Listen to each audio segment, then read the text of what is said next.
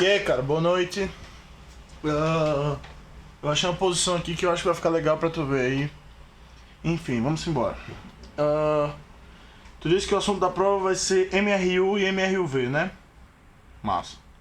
Então vamos começar agora com o MRU, certo?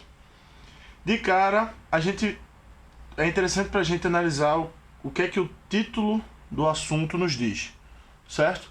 De cara a gente vê que qual é o título de MRU? O que é que MRU significa? MRU significa movimento retilíneo uniforme. Como assim? Movimento. O que é que a palavra movimento me diz? Me diz que a gente vai estudar uma coisa que está se mexendo. Então, MRU significa que a gente vai estudar alguma coisa que está se mexendo. Massa, porque ela está em movimento. Beleza. Retilíneo. O que é que retilíneo significa? Significa que essa coisa que está se mexendo em linha reta. Então não vai ter nenhum movimento doido, vai ser sempre movimento em linha reta. Massa. E aqui vem a palavra mais importante de todas. Uniforme. O que é que a palavra uniforme lembra a gente? De cara, uniforme lembra uma coisa tipo um padrão, uma coisa que é sempre a mesma. E é exatamente isso. É por isso que o nome desse tópico é MRU. Porque ele nos diz de um movimento que é em linha reta e que ele não muda. Tá, Lucas? O que é que não muda nesse tipo de movimento? Não muda a rapidez com que o corpo está andando. O corpo anda com a mesma rapidez sempre, certo? Mas a princípio não tinha como, o pessoal antigamente, cientistas, não tinham como saber o quão rápido estava um corpo, certo? E para isso eles criaram uma grandeza, que essa grandeza é chamada velocidade.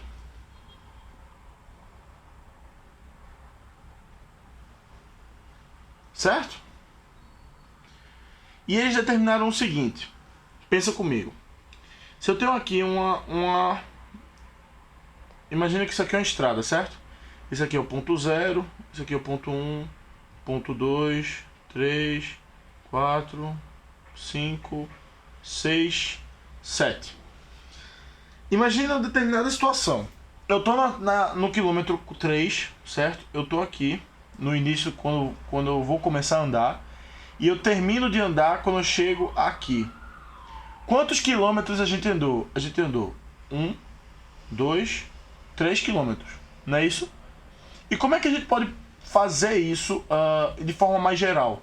A gente sempre encontra quantos quilômetros a gente anda, ou seja, a minha distância percorrida, fazendo o seguinte: meu ponto final menos meu ponto inicial. Ou seja, eu vi aqui que eu andei 1, 2, 3 quilômetros, não é isso? Beleza. Vamos fazer daquela segunda forma que eu falei, para ver se dá a mesma coisa. Eu terminei no quilômetro 6, certo? E eu comecei a andar no quilômetro 3. Se eu fizer 6 menos 3, isso aqui vai ser igual a 3, que é exatamente a resposta correta que a gente verificou, que a gente chama de empiricamente, certo? Mas é aí que tá. Toda vez que eu quero saber minha distância percorrida, eu sempre vejo minha posição final menos minha posição inicial, certo? Nesse caso aqui, a grandeza posição é chamado de S. A gente diz que S é posição de um corpo, certo?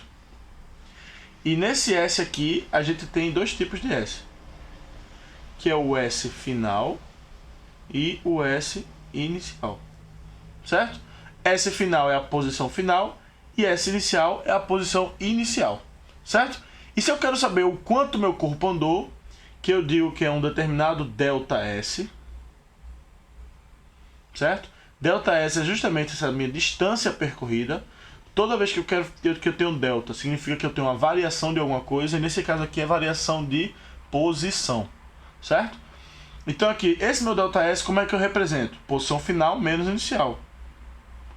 Posição final menos posição inicial. Certo assim?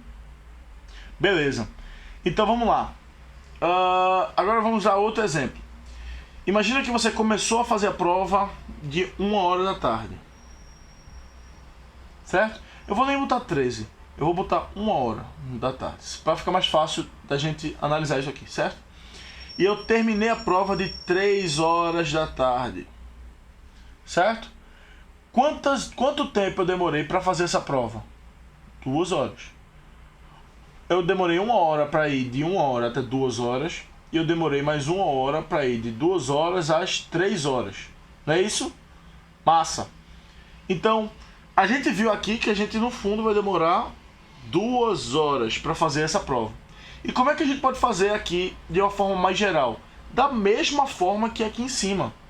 Eu faço a hora que eu terminei menos a hora que eu comecei. Que isso aqui no caso vai dar 3 menos 1, 2 horas. Que foi o tempo que eu gastei para fazer a prova. Então isso aqui, ele nos diz respeito a uma determinada grandeza, que é a grandeza chamada tempo. Certo? Esse T aqui é tempo. Massa. Esse T aqui eu posso representar de duas formas. T final e T inicial. Certo? E se eu quero dizer quanto tempo eu gastei para fazer alguma coisa, toda vez que eu tenho quanto tempo eu gastei, eu boto um delta. Certo? Toda vez que eu tenho uma variação de alguma coisa, eu tenho um delta. Nesse caso aqui é delta T.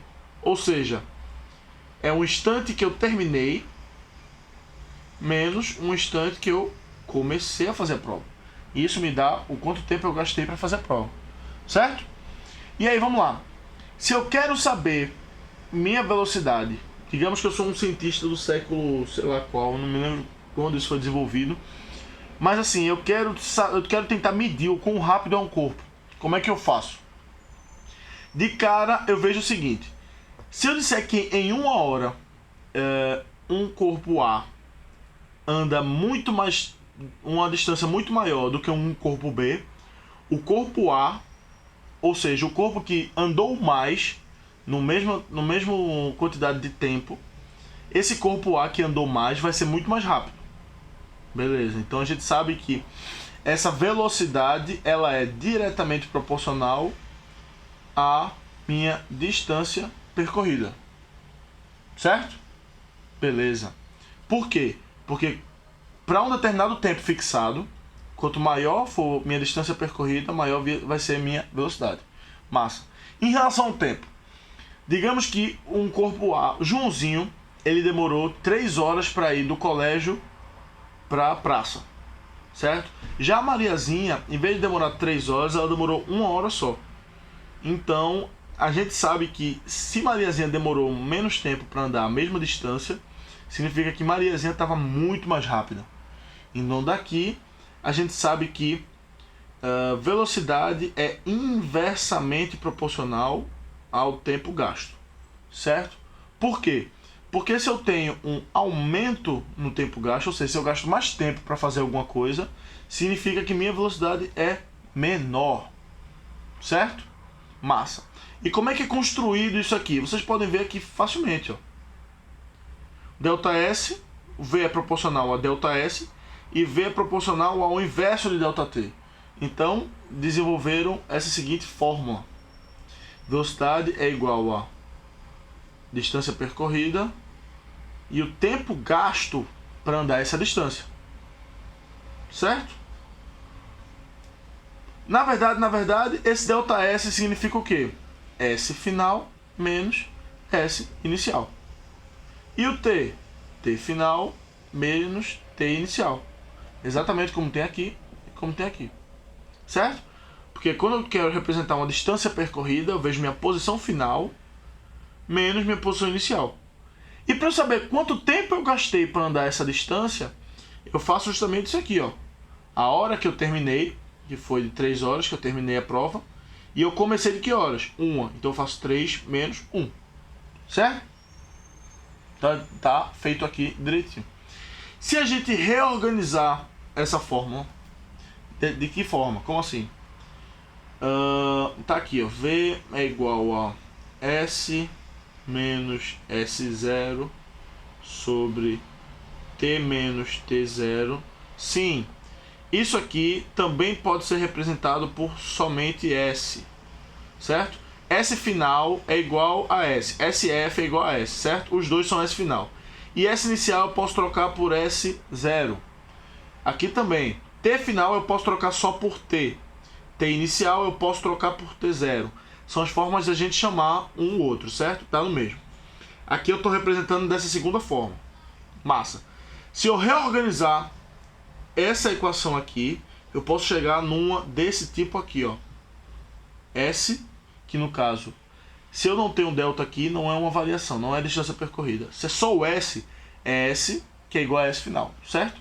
S é igual a S0. O que é esse S0? Tem algum delta aqui? Não, então não é distância percorrida.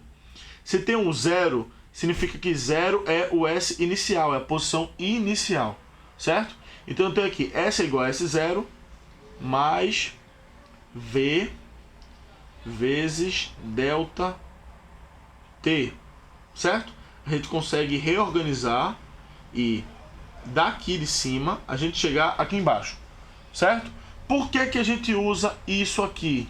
A gente vai ver mais na frente. Eu vou explicar para vocês que isso aqui tem muito a ver com o comportamento de um gráfico, certo? Que relaciona posição e tempo no movimento retilíneo uniforme. Mas a princípio, o que é fundamental para saber desse tipo de parte do assunto? Essa aqui é a essência, certo? O movimento retilíneo uniforme se dá a, digamos, entre aspas, a criação dessa grandeza aqui, que é a grandeza velocidade, e ela se dá por uma fração. ΔS sobre ΔT. Distância percorrida sobre tempo gasto para andar essa determinada distância. Beleza. Outro ponto, toda vez que eu tenho um delta alguma coisa, eu sempre tenho essa coisa final menos essa coisa inicial, porque o delta me diz respeito a uma determinada variação. Massa. Beleza, a gente viu isso aqui nesse final menos inicial, nesses dois exemplos.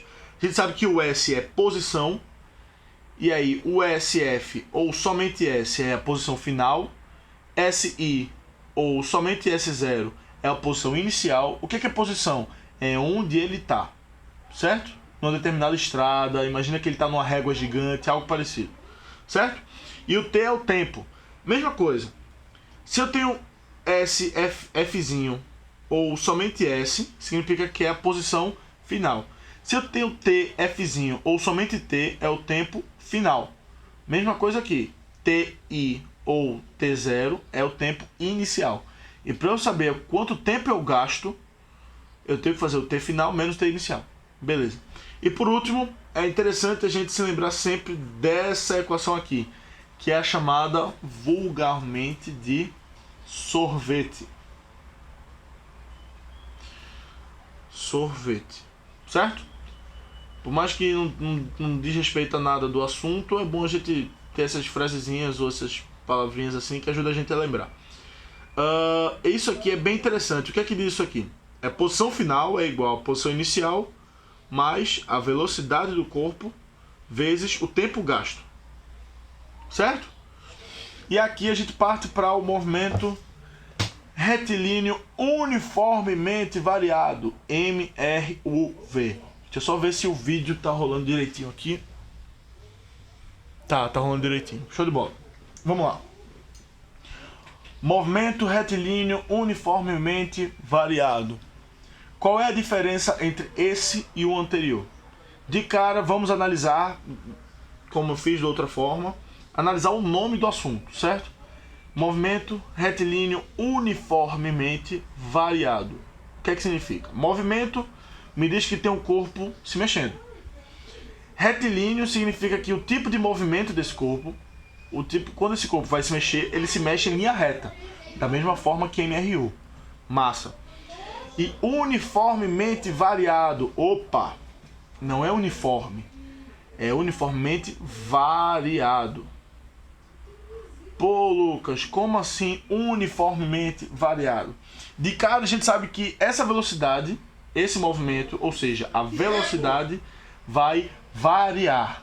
Beleza. E além de variar, ela vai variar de forma uniforme. Pô, Lucas, como assim? A partir de agora, a criação de uma grandeza, A partir de agora a gente vai começar a utilizar uma grandeza que vai medir a variação da velocidade. E essa grandeza ela vai ser uniforme. Por quê? Porque minha variação vai ocorrer de forma uniforme. Certo? Então a grandeza que vai medir a mudança na minha velocidade, essa grandeza vai ser uniforme. E que grandeza vai ser essa? A aceleração. Aceleração. O que é que a aceleração nos diz? A aceleração nos diz respeito a qualquer tipo de mudança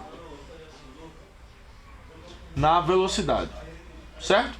Toda vez que eu tenho toda vez que meu corpo muda de velocidade, eu vou ter uma aceleração associada a ele, certo?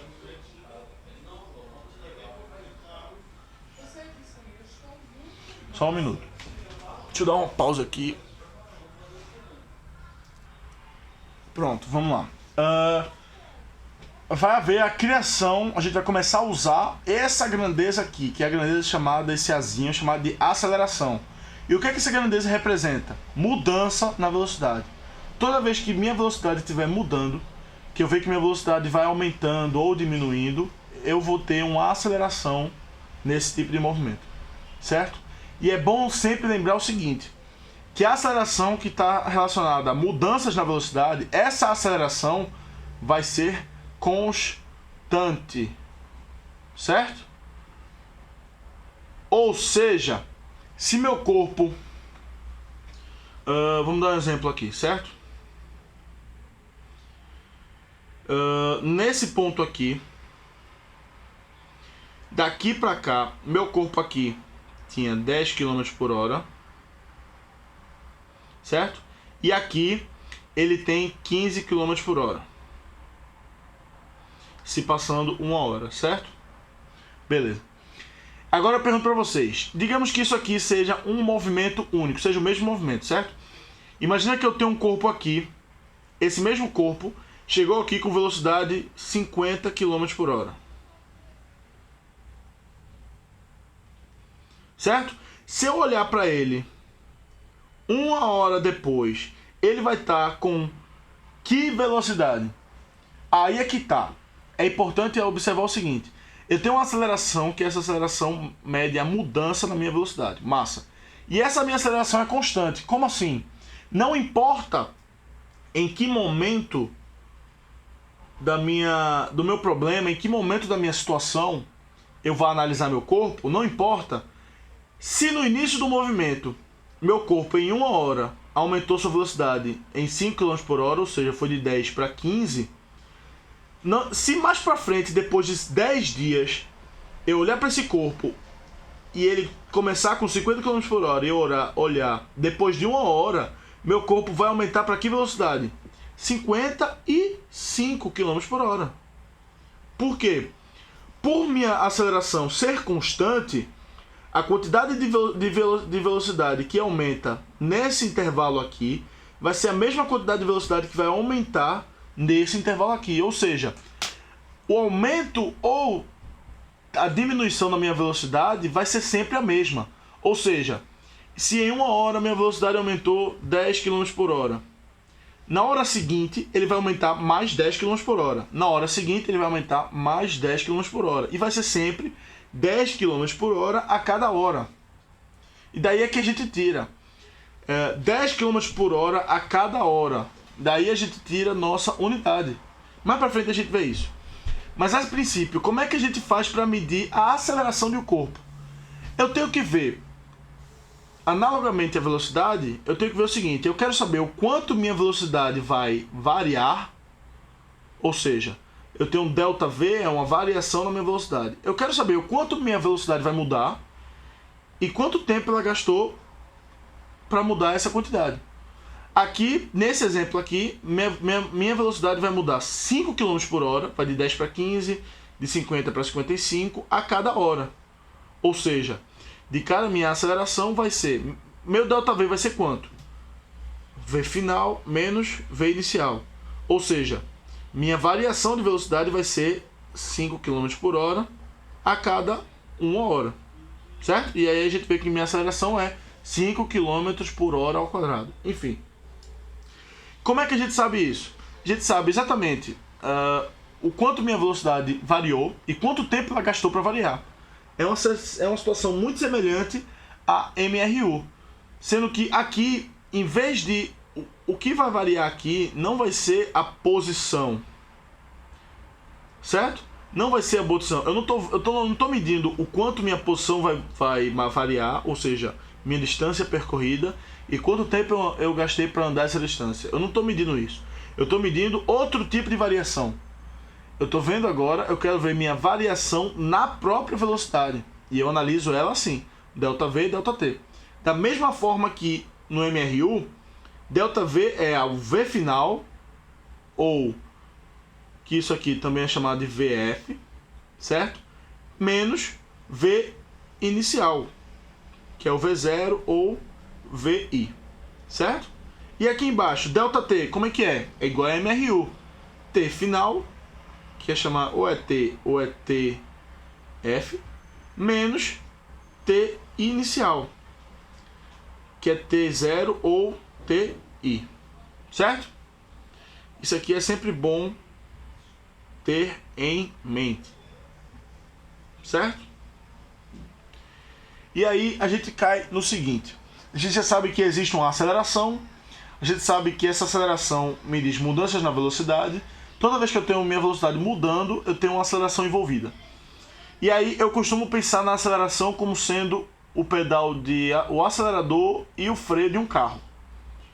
Se eu pisar no acelerador, meu carro vai aumentar a velocidade, não é? Ou seja, o meu acelerador faz com que a velocidade do meu carro mude para mais. Então o meu acelerador é como se fosse uma aceleração, certo? É bom pensar isso. Esse tipo de pensamento ajuda na hora da prática da prova. E o freio, mesma coisa.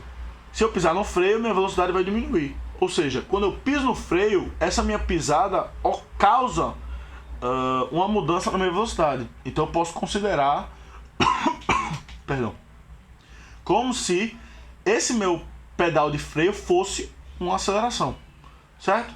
Vamos usar a seguinte análise. Imagina que estamos eu e você, a gente está lado a lado numa estrada reta e nós dois a 20 km por hora. Se eu pisar no acelerador muito forte e tu pisar fraco, minha velocidade vai aumentar mais rápido que a tua ou vai aumentar mais devagar? Lógico que minha velocidade vai aumentar mais rápido. Quanto mais eu piso, mais rápido eu alcanço, por exemplo, 50 km por hora.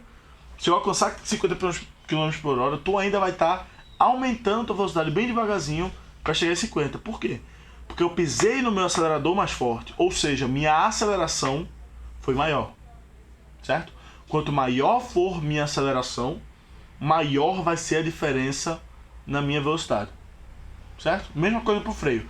Se nós dois estamos a 50 km por hora e tu pisar muito forte no freio e eu pisar fraquinho, tu vai parar muito mais rápido do que eu, porque a tua aceleração é maior, certo? Independente se faz parar ou se faz andar. Massa. E a esse tipo de movimento retilíneo uniformemente variado, a gente tem 4 fórmulas. E aqui vem uma parte chatinha. São 4 fórmulas que a gente, infelizmente, tem que decorar, certo? Dica: decore essas fórmulas. O ideal seria você fazendo os exercícios para a prova. Essas fórmulas elas colam na sua cabeça. Tanto é que faz muito tempo que eu fiz uma prova disso e eu já sei elas ainda até hoje. Então a dica é tentar fazer muito exercício disso, como qualquer outro assunto. Mas a princípio, uma dica prática que é muito útil é: você está a 10 minutos de começar a prova, pega essas fórmulas e decore. Fica olhando para elas pau a pau aqui, ó, teco a teco. Tum, tum, tum, tum, tum, massa. Assim que você pegou a prova, você pega num cantinho da prova aqui e cospe todas as fórmulas. Joga todas elas lá, bum. Porque aí, ao longo da prova, você não precisa mais correr o risco de esquecer a fórmula. Você vai ter logo as fórmulas lá. E você só usa essa necessidade de decorar alguma coisa durante 10, 15 minutos, certo?